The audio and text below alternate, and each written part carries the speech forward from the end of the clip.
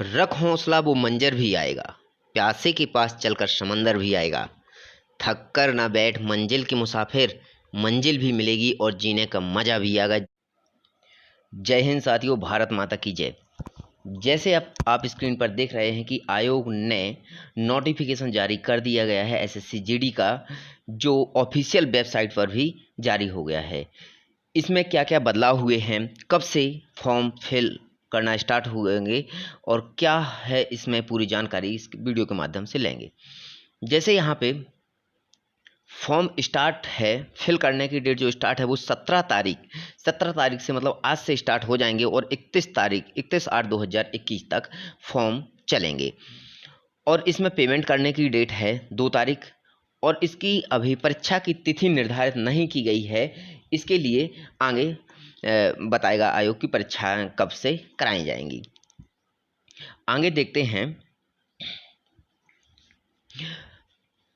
Exam online ही होगा, जो paper का माध्यम होगा, परीक्षा का माध्यम होगा वो हिंदी और अंग्रेजी दोनों होगा। पेपर होने के बाद फिजिकल होगा, फिजिकल के बाद मेडिकल और मेडिकल के बाद ज्वाइनिंग। एडमिट कार्ड जब आएंगे तो वेबसाइट पर अपलोड कर दिए जाएंगे। इसके बाद देखते हैं कि हर एक पद के लिए अलग अलग वैकेंसियाँ उन्होंने आवंटित कर दी गई हैं, क्योंकि वैकेंसी कम दी गई हैं। यहाँ पे देखें तो वैकेंसी अपेक्षा के अनुसार बहुत ही कम वैकेंसियाँ दी गई हैं। 25,271 पद, कुल 25,271 पद दिए गए हैं। इसमें आशा ये है कि वैकेंसियाँ आगे चलकर बढ़ाई जाएंगी और बहुत सारी बढ़ाई जाएंगी, लगभग 40,000 के समथिंग की जाएंगी। इसमें जैसे BSF, CISF, CRPF, SSB, ITBP, AR, NIA, SSF के लिए वैकेंसियां निकाली गई हैं, जिसमें सीआरपीएफ और एनआईए के लिए बिल्कुल भी वैकेंसियां इस बार नहीं दी गई हैं। 0 पद हैं, मतलब वैकेंसियां बढ़ेंगी। इसमें तो पद आएंगे, क्योंकि जब भी एसएससी अपना नोटिफिकेशन जारी करता है तब किसी भी पद को रिक्त नहीं छोड़ता, हर पद के लिए वैकेंसियां देता है। तो ये तो संभव है कि वैकेंसियां बढ़ाई जाएंगी। देखते हैं आगे यदि बात करते हैं, यदि वैकेंसी में कुछ भी चेंजेस होता है तो वेबसाइट में बता दिया जाएगा। अब यदि एज रिलैक्सेशन की बात करें तो बहुत हवाएं फैल रही थी कि एज में छूट दी जाएगी, कोविड की वजह से कुछ ना कुछ छूट दी जाएगी, लेकिन आयोग ने ऐसा बिल्कुल नहीं किया है। एज में कोई भी छूट नहीं दी है। ये एज 18 से 23 साल जनरल के लिए, ओबीसी की 18 से 23 साल तक जनरल के लिए एज रखी गई है और ओबीसी के लिए 3 साल की छूट दी गई है और एससी एसटी के लिए 5 साल की छूट दी गई है और एक्स सर्विसमैन के लिए 3 साल की छूट दी गई है। आगे यदि बात करते हैं तो एज की गिनती कब से की जाएगी, तो अभी 1/8/2021 तक 23 साल तक हो जाना चाहिए और 2/8/1998 से 1/8/2003 के बीच उसका जन्म हुआ हो, तब वो इस पोस्ट के लिए फिल कर सकता है। और यहाँ पे उन्होंने साफ कर दिया है कि जो डेट ऑफ बर्थ फॉर्म में फिल करेंगे वो डॉक्यूमेंट के हिसाब से, डॉक्यूमेंट में और फॉर्म में दोनों की सेम डेट ऑफ बर्थ होनी चाहिए। जैसे 10th की जो डेट ऑफ बर्थ है वही डॉक्यूमेंट में फिल होनी चाहिए। आगे यदि बात करते हैं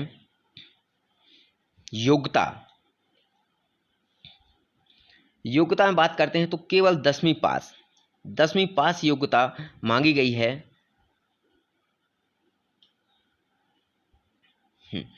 10वीं पास के लिए योग्यता यहाँ पे मांगी गई है, केवल 10वीं पास। और यदि बात करते हैं तो जो शैक्षणिक योग्यता इसमें दी गई है वही होनी चाहिए, एसेंशियल एजुकेशन क्वालिफिकेशन, शैक्षणिक योग्यता जो इन्होंने आवंटित की है वही शैक्षणिक योग्यता इसमें होनी चाहिए। आगे चलते हैं। कुछ यहाँ पे एनसीसी सर्टिफिकेट के लिए भी बहुत छूट दी गई है।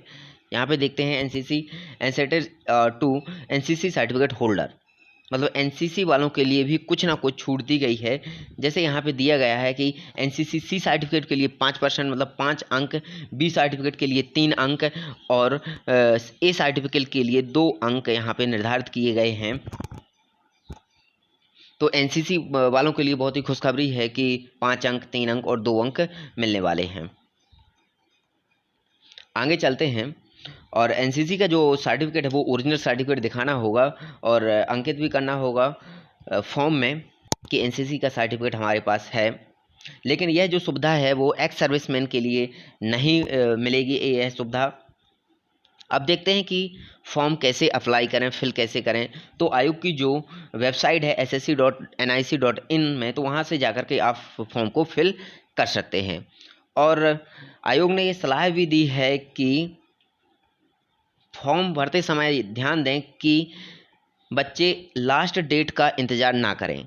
अभ्यर्थी को सलाह दी जाती है कि लास्ट डेट का इंतज़ार ना करें, क्योंकि सर्वर की समस्या हो सकती है और ये हमेशा ही होती है, क्योंकि लास्ट डेट के लिए बहुत सारे बच्चे इंतज़ार करते रहते हैं और सर्वर की वजह से बहुत सारे बच्चे चूक जाते हैं। इसलिए शुरू से ही भरना स्टार्ट कर दें, लास्ट डेट का इंतज़ार ना करें। आगे यहाँ पे फीस के लिए बात की गई है। तो यहाँ पे बिल्कुल कोई ज़्यादा फीस नहीं है, 100 रुपये फीस है। और SC ST के लिए, एक्स सर्विसमैन के लिए बिल्कुल कोई भी फीस निर्धारित नहीं की गई है। तो मात्र 100 रुपये में आपका ये फॉर्म भर जाएगा। अब यहाँ पे कुछ आगे देखते हैं क्या दिया गया। सेंटर भी आवंटित किए गए हैं, अलग अलग सेंटर में डाल सकते हैं। अब देखते हैं यहाँ पे एग्जामिनेशन का जो है उन्होंने प्रारूप दिया गया है कि कौन से क्वेश्चन, कितने नंबर का पेपर रहेगा, कौन सा क्या रहेगा।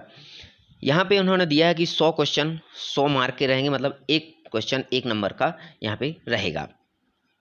यहाँ पे सब्जेक्ट में बांट दिया है, part A, part B, part C और पार्ट डी में यहाँ पे बांट दिया गया है। तो पार्ट ए में जनरल इंटेलिजेंस और रीजनिंग जो 25 नंबर की आएगी, 25 क्वेश्चन, और general knowledge and general awareness 25 number 25 question, और एलिमेंट्री मैथमेटिक्स है तो 25 क्वेश्चन 25 नंबर, और इंग्लिश और हिंदी दो में से कोई एक चूज़ करेंगे तो इंग्लिश हिंदी में से कोई एक, तो 25 नंबर का ये होगा। 90 मिनट समय मिलेगा आपको, मतलब 1.5 घंटे।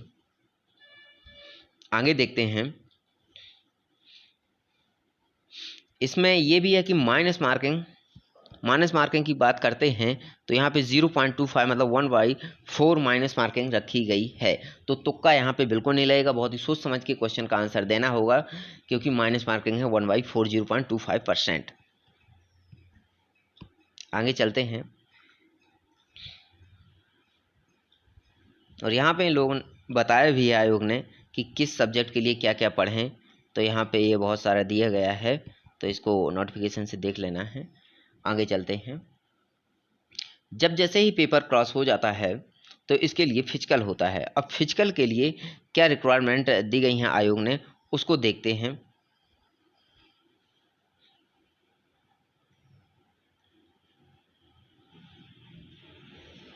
फिजिकल यहाँ पे, तो फिजिकल के लिए जो रनिंग है, जो पुरुषों के लिए है 5 किलोमीटर 24 मिनट के अंदर 5 किलोमीटर दौड़ना होगा, और फीमेल के लिए है वो 1.6 किलोमीटर मतलब 1600 मीटर 8.5 मिनट में दौड़ना होगा रनिंग। और मेल के लिए है 5 किलोमीटर 24 मिनट के अंदर दौड़ना पड़ेगा। इसके बाद हाइट की बात करते हैं, तो हाइट है मेल कैंडिडेट जनरल OBC 170, इसमें 170 लिखा रहता है, लेकिन वो 171 172 कैंडिडेट ही लेते हैं। 170 सेंटीमीटर OBC और जनरल, और फीमेल के लिए 157 सेंटीमीटर, और यही ST के लिए 162 सेंटीमीटर मेल 0.5 मेल के लिए, और फीमेल के लिए 150 सेंटीमीटर हाइट रखी गई है वेट हाइट के हिसाब से। और चेस्ट की बात करते हैं तो चेस्ट है बिना फुलाए 80 सेंटीमीटर, और फुला 5 सेंटीमीटर फुलाना है। यदि आपका 80 सेंटीमीटर से ज़्यादा भी है चेस्ट तो 5 सेंटीमीटर आपको उसके बाद भी फुलाना होगा। और ST के लिए है 76 सेंटीमीटर और +5 करना है। अब आगे देखते हैं और क्या जानकारी दी गई है। और यहाँ पे दोस्तों यही प्रमुख जानकारी है जो देखने योग्य थी। यदि आपको इसके बाद जब पूरा फिजिकल हो जाता है तो मेडिकल के लिए आपको बुलाया जाता है, कॉल लेटर आता है तो मेडिकल होता है। मेडिकल के लिए भी यहाँ पे बहुत सारा दिया गया है, और मेडिकल के बाद बस ज्वाइनिंग के लिए आपको आता है, और पूरे भारत के विभिन्न विभिन्न राज्यों में आपको भेज दिया जाता है ट्रेनिंग के लिए। यदि आपको जानकारी अच्छी लगी हो तो चैनल को सब्सक्राइब करें, लाइक करें, शेयर करें और ज़्यादा से ज़्यादा लोगों तक पहुंचाएं, जिससे ये जानकारी बहुत सारे लोग देख सकें, पढ़ सकें और फॉर्म फिल कर सकें और अपने सपने साकार करें। जय हिंद, भारत माता की जय।